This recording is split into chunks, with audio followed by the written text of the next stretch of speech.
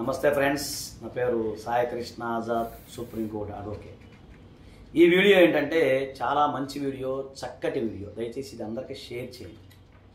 ఒక తండ్రి కొడుకు గనక గిఫ్ట్ ఇస్తే మిగతా కొడుకులు ఛాలెంజ్ చేయొచ్చా?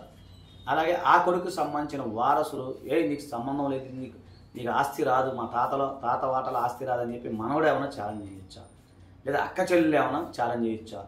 లేదనుకుంటే దానికి సంబంధించిన భార్య బిడ్డలను ఛాలెంజ్ చేయొచ్చా? ఇది మొట్టమొదటి ప్రశ్న. సో దీనికి సంబంధించి మీరు ఈ వీడియో కొంచెం డ్రై సబ్జెక్టు, చాలా జాగ్రత్తగా చూడాలి. ఒకటి.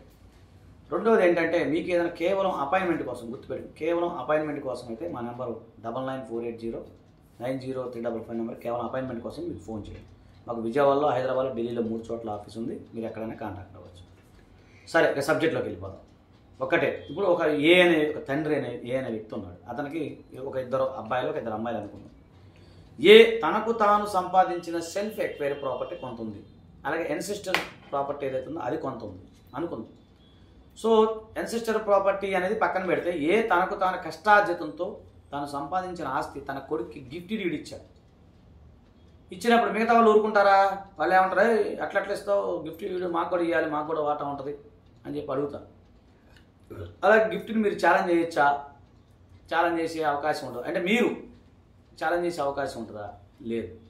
అలాగే గిఫ్ట్ డీడ్ విషయంలో, గిఫ్ట్ డీడ్ అనేది కంపల్సరీ రిజిస్ట్రేషన్ చేయాలి. గుర్తుపెట్టుకో, రిజిస్ట్రేషన్ యాక్ట్ ప్రకారం కంపల్సరీ రిజిస్ట్రేషన్ అనేది మ్యాండేటరీ. అది అందరూ తెలిసిన విషయమే, చెప్తున్నాం. ఇప్పుడు అనే వ్యక్తి తన బి అనే కొడుక్కి గిఫ్ట్ డీడ్ చేశాడు, తనకు సంబంధించిన ఆస్తిని. మరి దాన్ని ఎవరు మిగతా ఇద్దరు పిల్లలు ఎవరైతే ఉన్నారో, ముగ్గురు పిల్లలు ఎవరైతే ఛాలెంజ్ చేయొచ్చా అంటే ఛాలెంజ్ చేసే రైట్ వాళ్ళకి లేదు. అలాగే బికి సంబంధించి కొడుకులు ఉన్నారు, సరే XYZ 2-3 కొడుకులు ఉన్నారు అనుకుందాం. వాళ్ళు కూడా మా తాత ఆస్తి ఇది, మా నాన్నగారికి ఇచ్చాడు కాబట్టి నేను కూడా, మాకు తాత ఆస్తి మనోడికి ఎట్లా రైట్ ఉంటుంది కాబట్టి కంపల్సరీ మాకు ఇవ్వాలి అని వాళ్ళు కూడా ఛాలెంజ్ చేసే అవకాశం ఉంటుందా అన్నప్పుడు నో అనే చెప్తూ వాళ్ళకు కూడా రైట్ ఉంటుంది. అంటే ఒక హిందూ పురుషుడు తనకు తాను సంపాదించుకున్న ఆస్తి ఏదైతే ఉందో గుర్తుపెట్టుకుని, ఒక హిందూ పురుషుడు తనకు తాను సంపాదించుకున్న ఆస్తి ఎవరికైనా 10 మంది కొడుకులు ఉన్నా ఒకరికి ఇచ్చుకోవచ్చు, లేదా ఇద్దరికి ఇచ్చుకోవచ్చు, లేదా దానాకి ఇచ్చుకోవచ్చు, వేరే వాళ్ళకి ఇచ్చుకోవచ్చు.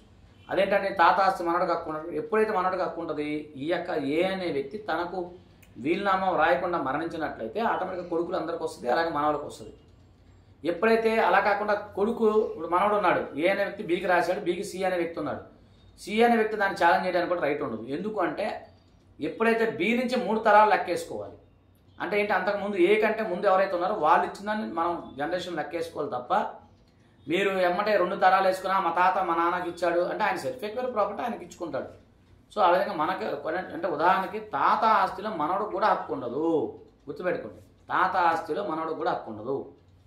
కాబట్టి ఇది డ్రై సబ్జెక్టు. ఇది మీకు ఏదైనా అంటే మీకు సంబంధించిన సివిల్ కేసులు ఏదైనా సంబంధించిందైతే మా నెంబర్ 9948090355 నెంబర్కి మీరు ఫోన్ చేయండి. ఇది డ్రై సబ్జెక్టు, అపాయింట్మెంట్ తీసుకొని మాత్రమే దీని మీద డిస్కస్ చేయాలి. థ్యాంక్ యూ, నమస్తే, జై హింద్.